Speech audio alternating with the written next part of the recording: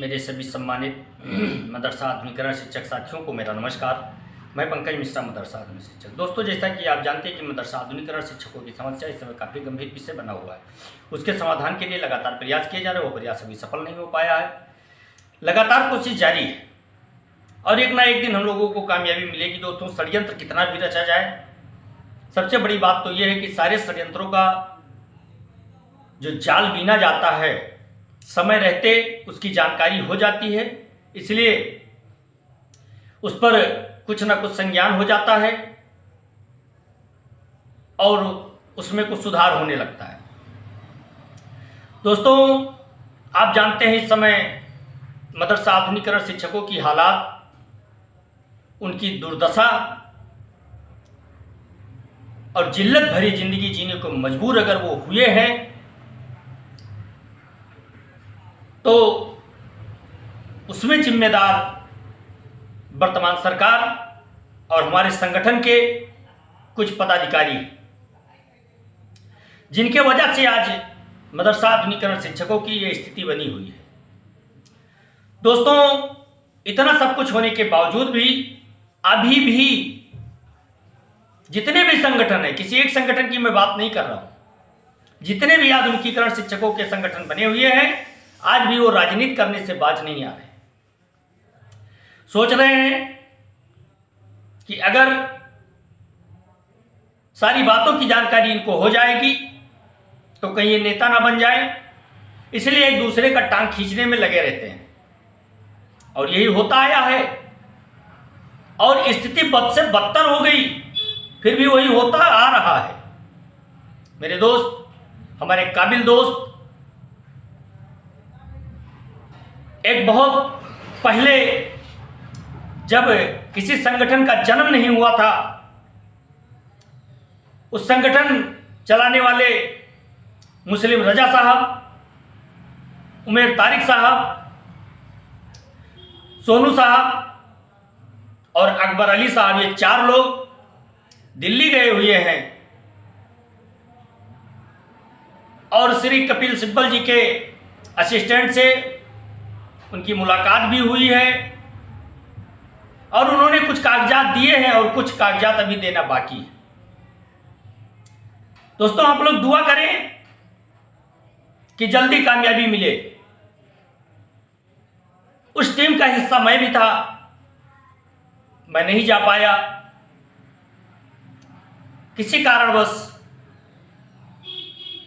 उस टीम का हिस्सा मैं भी था, मैं वहां तक नहीं पहुंच पाया दोस्तों, इसलिए मुझे इस बात से खेद है। फिर भी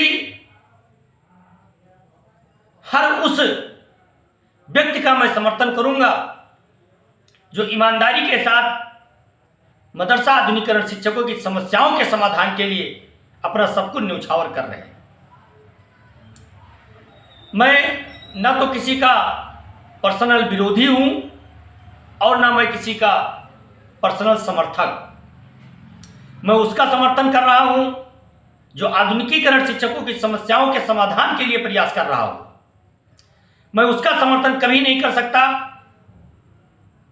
जो शिक्षकों से इतनी खराब दशा होने के बावजूद भी नए नए लिस्ट निकाल रहा हो, नए नए लोगों को जोड़कर रीट के नाम पर पैसे वसूल रहा हो और रोज नए नए बहाने बना रहा हो। बकाये को लेकर के जो रीट डाली गई थी उसकी पैरवी न करता हो, मैं उसका विरोध करूंगा। क्योंकि दोस्तों, एक रीट जो डाली गई उसमें अभी तक कोई निर्णय नहीं आ पाया और बार बार केवल रीट डाल देने से मामला पेंडिंग होगा, न कि सॉल्व होगा। मेरे दोस्त, कुछ लोग नहीं समझ पा रहे हैं, उथल पुथल मचा हुआ है, उछल कूद मचाए हुए हैं, लेकिन इतना मैं जरूर जानता हूं कि इन सब चीजों से कोई खास फर्क पड़ने वाला नहीं है। इस समय जरूरत है कुछ कर दिखाने की,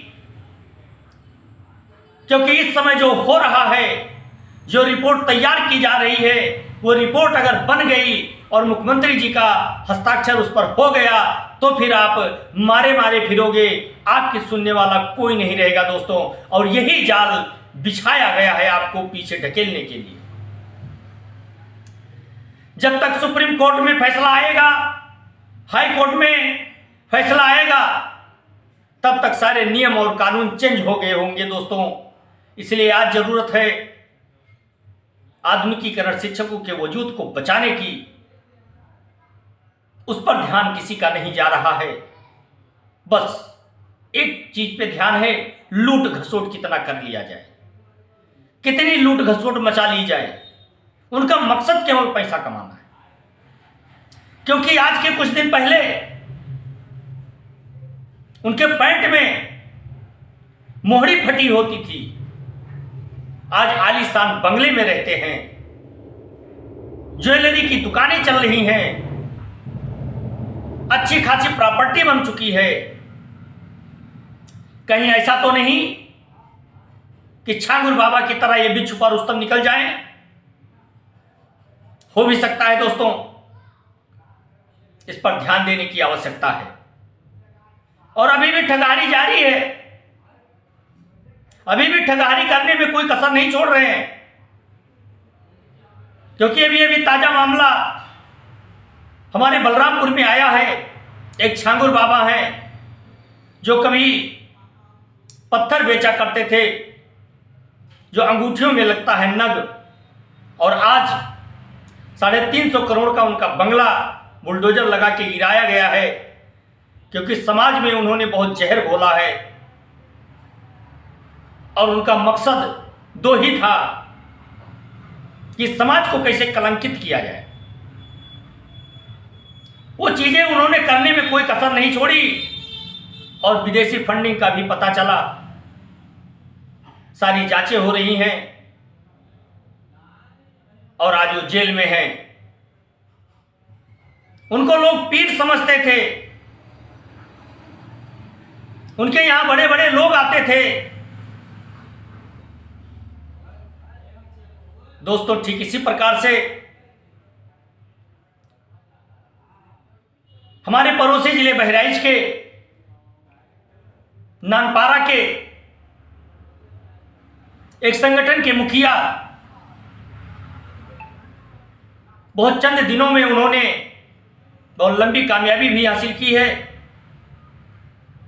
एक शिक्षक के पद पर रहते हुए इतनी बड़ी कामयाबी विचारणीय बात है।